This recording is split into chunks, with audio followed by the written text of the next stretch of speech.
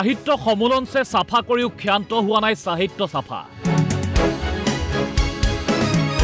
শিশু উপন্যাসৰ পাণ্ডুলিপিৰ বঁটাৰ বাবে নিৰ্বাচিত জীৱন দৰ্শনৰ উপন্যাস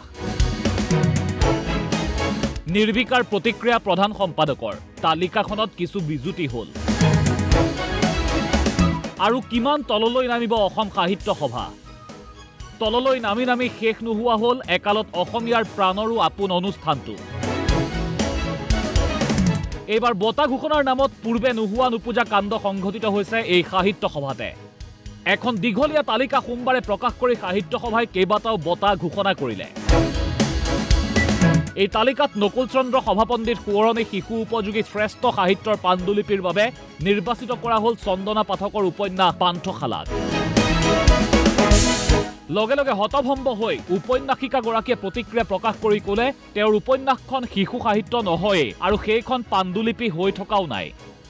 বহুত দেৰিকে গম পালো পান্থশালাৰ কাৰণে দিছে আৰু হাঁহি উঠা কথাটো হ'ল কি বঁটাটোৰ যিখন আচল বিচাৰকৰ মানে কাগজখন মই দেখিলোঁ সেই কাগজখনত দেখিলোঁ যে বঁটাটো দিয়া হৈছে শিশু সাহিত্য পাণ্ডুলিপিৰ বাবে প্ৰথম কথা হৈছে মোৰ পান্থশালা শিশু সাহিত্যৰ অন্তৰ্গত নহয় পান্থশালা এখন জীৱন সম্পৰ্কীয় আৰু দাৰ্শনিক মানে ভাৱগধুৰ তত্ত্বৰে ভৰা উপন্যাস হয়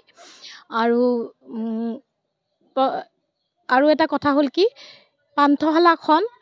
সেই বঁটাটোৰ বাবে বা অন্য কোনো বঁটাৰ বাবেও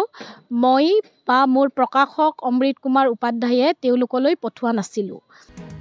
লগতে লেখিকাগৰাকীয়ে ক'লে এয়া নাভূত নাশ্ৰুত ঘটনা হ'ল তেওঁৰ উপন্যাসখন নিৰ্বাচকসকলে পঢ়ি চোৱা হ'লেই ধৰিব পাৰিলেহেঁতেন এইখন শিশু সাহিত্য হয় নে নহয় লগতে তেওঁ ঘোষণা কৰিলে এই বঁটা তেওঁ গ্ৰহণ কৰাৰ প্ৰশ্নই নুঠে এইটো ক্ষেত্ৰত সেই বঁটাটো গ্ৰহণ কৰাৰতো প্ৰশ্নই নুঠে বাৰু প্ৰশ্নই নুঠে আৰু এইটো মই শিশু সাহিত্যিকৰ কৃতিত্বটো ল'ব নোৱাৰোঁ মই শিশুৰ কাৰণে একোৱেই কৰা নাই এতিয়ালৈকে আৰু সেই কৃতিত্ব মই ল'ব নোৱাৰোঁ মই সেই বঁটাটো গ্ৰহণ কৰাৰ কোনো প্ৰশ্নই নুঠে কিন্তু তেওঁলোকে মোক কি ভাবি কিয় বঁটাটো দিলে আৰু কিতাপখন পঢ়িলে নিশ্চয় তাৰমানে তেওঁলোকে সেই বঁটাটো মোক নিদিলেহেঁতেন নপঢ়াকৈ তেওঁলোকে কিতাপখন নপঢ়াকেই বঁটাটো দিছে এই আশ্চৰ্যকৰ ঘটনাৰ পিছত অসম সাহিত্য সভাৰ প্ৰধান সম্পাদক উপেন্দ্ৰজিৎ শৰ্মাই পাঠশালাত যিটো প্ৰতিক্ৰিয়া দিলে সেয়া তাতোকৈও আশ্চৰ্যকৰ সভাই একেবাৰে সাধাৰণভাৱে কৈ দিলে তালিকাখনত কেইবাটাও বিজুতি থাকি গ'ল চন্দনা পাঠকক আন এটা শিতানতহে বঁটা দিয়া হৈছিল নামটোহে বেলেগত ওলাল আমি স্পষ্ট কৰি দিছোঁ যে আমাৰ কিছু কাৰিকৰী বিজুতি ঘটিছে গতিকে পাণ্ডুলিপিৰ ঠাইত উপন্যাসখন সোমাল উপন্যাসৰ ঠাইত আমাৰ বেলেগ এখন গ্ৰন্থ সোমাল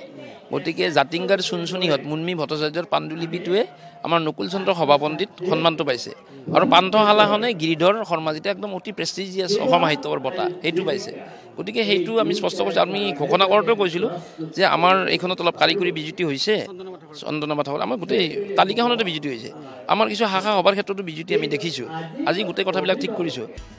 সিমানতে ক্ষান্ত নাথাকি তেওঁ আৰু ক'লে সাংবাদিকৰ তালিকাখনতো এটা নে দুটা পৃষ্ঠা ছপাই নহ'ল সাংবাদিকৰ তালিকাখনতো কিছু কাৰিকৰী বিজুতি হৈছে গতিকে আমাৰ কিছু ব্যক্তিৰ নাম বাদ পৰি গৈছে এখন আমাৰ প্ৰকাশেই নহ'ল গতিকে সেইখিনি আমি সকলোৰে ওচৰত আমি হাতযোৰ কৰি প্ৰাৰ্থনা জনাইছোঁ চন্দনা পাঠকে বঁটাটো নলওঁ বুলি কোৱা সন্দৰ্ভত তেওঁ ক'লে ইমান এটা সন্মানীয় বঁটা তেওঁ নল'লে উপায় নাই চন্দনা পাঠকলৈ অনুৰোধ জনাইছোঁ চন্দনা পাঠকে যদি আমাৰ লগত অলপমান যোগাযোগো কৰিলে হয় ভাল পালোঁ হয় গতিকে আমিও যোগাযোগ কৰিব পৰা নাই মই চন্দনা পাঠকক বাৰে বাৰে ফোন কৰিছোঁ আৰু এখন ভাল গ্ৰন্থ এইটোতো বঁটাটোতো কোনোবাই ল'ব পাৰে নল'ব পাৰে এতিয়াতো আমাৰ ধৰক সভাপতিৰ আমি কাৰণে অৰূপা পতংগীয়া কলিতা বাইদেউকো আমি নিৰ্বাচিত কৰিছিলোঁ তেখেতে সভাপতি নহওঁ বুলি ক'লে গতিকে এইটো আৰু এগৰাকী লেখকৰ সাহিত্যিকৰ নিজস্ব অভিমত আৰু অসম সাহিত্য সভাই দিয়া এনেকুৱা এটা সন্মান যদি কোনোবাই নলওঁ বুলি ক'ব পাৰে গতিকে এইটো আৰু উপায় নাই এতিয়া কথাটো হ'ল প্ৰধান সম্পাদকে কোৱাৰ দৰেই এই বঁটাটো যদি ইমানেই সন্মানজনক সেই সন্মান সাহিত্য সভাই ৰাখিব পাৰিছেনে নাই এই কাণ্ডৰে দুগৰাকী মহিলা সাহিত্যিকৰ লগতে অসমীয়া সাহিত্যৰ দুজন বৰেণ্য সাহিত্যিককো সাহিত্য সভাই অপমান নকৰিলেনে ব্যুৰ' ৰিপৰ্ট DY265